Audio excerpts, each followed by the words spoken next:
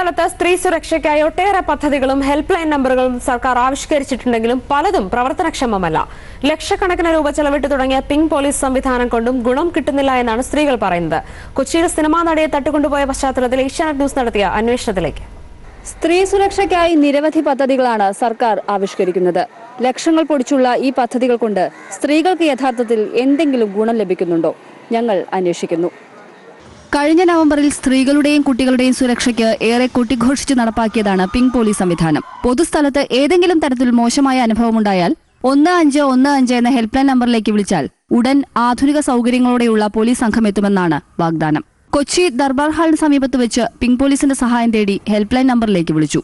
ഇത് ട്രിവാൻഡ്രം സിറ്റിയിലോട്ടാണ് കിട്ടിയിരിക്കുന്നത്. ട്രിവാൻഡ്രം സിറ്റിയിലാണ് ഇത്. ഇവിടെ കൊച്ചിയിൽ അങ്ങനെ എവിടെയുണ്ടാവുക? ഏത് നമ്പറാ? കൊച്ചിയിൽ 1515 തന്നെയാണ് കിട്ടുന്നത്. അപ്പൊ തുടങ്ങി അതിനിപ്പോ ബിസി ആവുമ്പോ ചിലപ്പോ ഇങ്ങോട്ട് കയറി വരാറുണ്ട്. അതായിരിക്കാം. മറ്റു കോളുകൾ വരുന്നതിനാലാണ് കൊച്ചിയിൽ നിന്നുള്ള ഫോൺ കോൾ തിരുവനന്തപുരത്ത് എത്തുന്നതെന്നാണ് വിശദീകരണം. അല്പം കഴിഞ്ഞ് വീണ്ടും ഇതേ നമ്പറിലേക്ക് വിളിച്ചു. ഫോൺ എടുക്കുന്നത് തിരുവനന്തപുരത്ത് തന്നെ.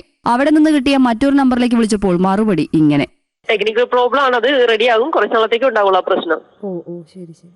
എപ്പോൾ വിളിച്ചാലും ഇതുതന്നെയാണ് അവസ്ഥയെന്ന് അനുഭവസ്ഥർ പറയുന്നു.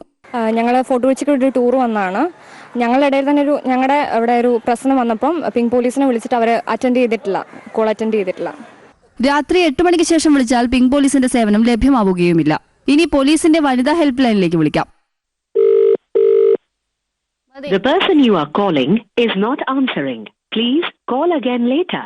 റെയിൽവേയുടെ വനിതാ ഹെൽപ്പ് ലൈനിലേക്ക് വിളിച്ചാൽ ആരും ഫോൺ എടുക്കുമെന്ന് പ്രതീക്ഷിക്കരുത്. All our representatives are busy right now. Please stay on the line. Thank you for your patience. പദ്ധതികൾ ആവിഷ്കരിച്ചാൽ മാത്രം പോരാ, അത് കാര്യക്ഷമമായി നടപ്പാക്കാനുള്ള ആർജവം കൂടി അധികൃതർ കാണിക്കണം. ഇല്ലെങ്കിൽ ഇനിയും ഇവിടെ അനവധി നിർഭയമാർ ജീവിച്ച് മരിച്ചുകൊണ്ടേയിരിക്കും.